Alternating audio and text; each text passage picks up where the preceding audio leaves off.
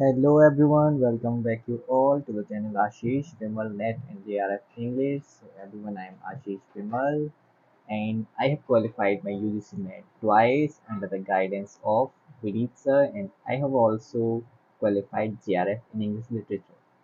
So everyone, if you are also preparing for UGC Net English Literature, then you should also go with Vineet sir. He is the best choice, he is the right choice. Okay. So everyone, हमने हमारी last video में ban nonsense के बारे में 10 questions discuss किए थे। अब उन 10 क्वेश्चंस के बाद कुछ और 10 क्वेश्चंस हम डिस्कस करेंगे। बहुत ही इंपॉर्टेंट ये क्वेश्चंस हैं और अगर आप यूजीसी नेट एग्जाम के प्रीवियस ईयर क्वेश्चंस को देखते हो और मॉक टेस्ट जितने भी उठा के देखते हो उसमें अगर बैन नॉनसेंस से रिलेटेड क्वेश्चंस आ रहे हैं तो इन क्वेश्चंस में से 99% क्वेश्चंस आपको देखने को मिलेंगे। तो अगर आप इनको प्रिपेयर करते हो तो डेफिनेटली आपकी प्रिपरेशन बेस्ट है। Okay, so let's start with question number one. Question number one is who were the writers indulge in war of theatres. तो मैंने आपको लास्ट वीडियो में बताया था कि वॉर ऑफ थिएटर्स क्या होता है। अब वॉर ऑफ थिएटर्स को जानने के लिए आप लास्ट वीडियो को देख सकते हैं। ठीक है, वॉर ऑफ थिएटर्स में एक्चुअली 3 राइटर्स इन्वॉल्व थे। उन तीनों राइटर्स के नेम पूछा गया यहाँ पे कौन कौन राइटर्स थे जो कि इन्वॉल्व थे वॉर ऑफ थिएटर्स में। So the answer is Ben Jonson, John Marston and Thomas taker.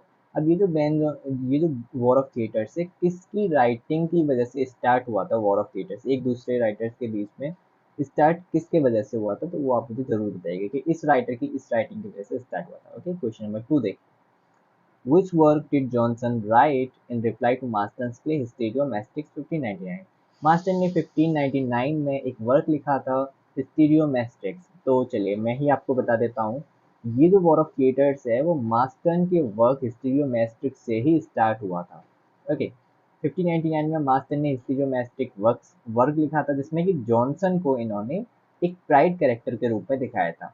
एक प्राइड कैरेक्टर के रूप में जिसका नाम कैरेक्टर का नाम इन्होंने रखा था क्रिसोगेनस। ओके, क्रिसोगेनस कैरेक्टर के थ्रू इन्होंने बेन जॉनसन को क्रिटिसाइज किया था, सटायर किया था और उसके रिप्लाई में फिर पूछा गया है कि जॉनसन ने कौन सा वर्क लिखा।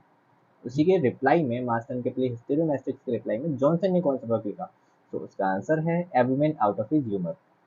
1599 में ही ये वर्क भी लिखा गया जिसमें कि जॉनसन ने इनको रिप्लाई किया, इस वर्क का इनको भी सटायर किया रिप्लाई में।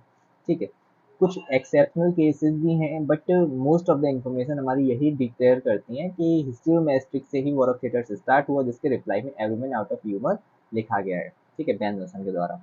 क्वेश्चन नंबर थ्री देखिए, who played the role of Knowell in the play every man in his humour 1598। So 1598 में every man in his humour play आया था जिसको लिखा था बेन जॉनसन ने।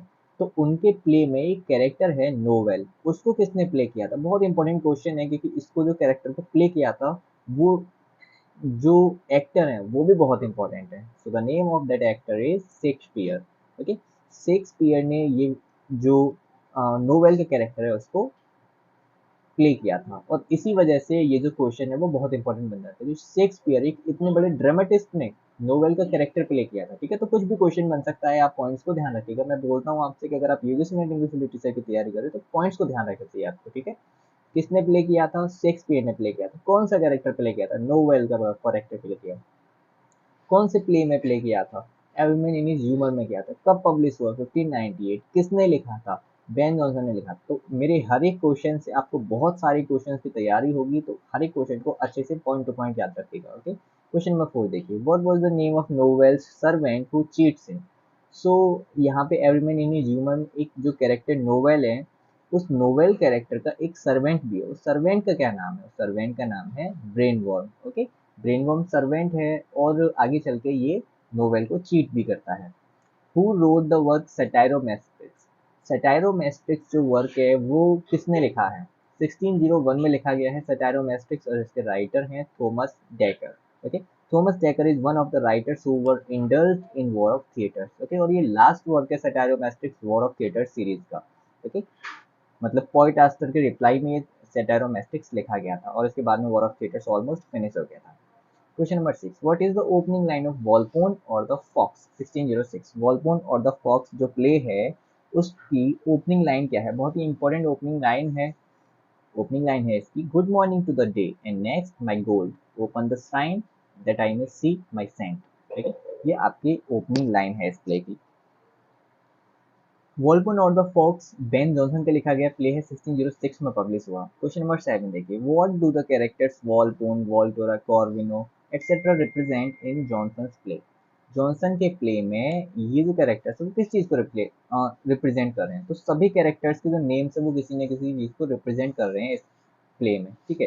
तो वो बहुत इंपॉर्टेंट है कि कौन से राइटर का जो कौन से कैरेक्टर का नाम है जो कौन सी चीज को रिप्रेजेंट कर रहा है, तो हर एक पॉइंट को आपको याद रखना है। सबसे पहले हम बात करते हैं मेन कैरेक्टर वॉल्पोन के बारे में। Volpone represents fox, okay.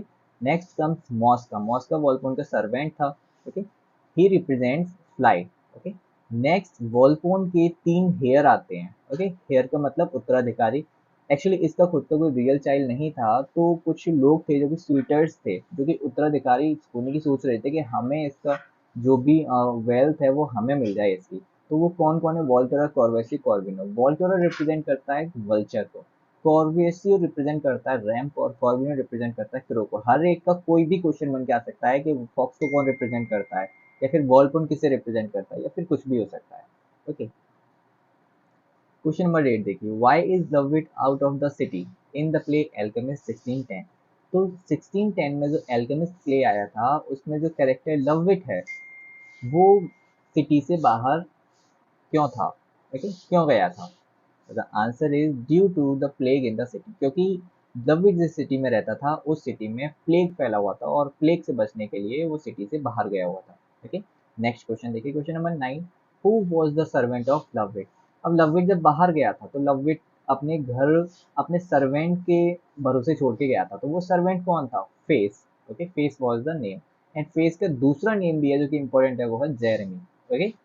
अब लविट इसके भरोसे अपना घर छोड़ के तो गया था, लेकिन इसने क्या किया, उसके भरोसे को चूर चूर कर दिया, और इसने कुछ लोगों को बुला के ये बाकी के लोगों को फूल बनाने लगा, उनको नेक्रोमेंसीज करके फूल बनाने लगा, ओके। अपने कुछ और भी फ्रेंड्स को बुला के, ठीक है। सो नेक्स्ट क्वेश्चन देखते हैं, क्वेश्चन नंबर 10,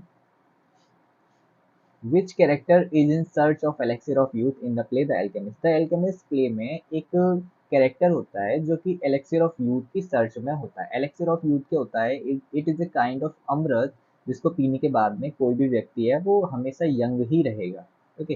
तो ऐसे एलेक्सिर ऑफ यूथ जो अमृत है उसको कौन ढूंढ रहा होता है?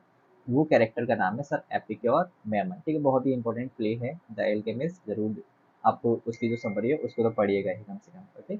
So thank you very much and all the best for your exams. Prepare best and see you in the next video.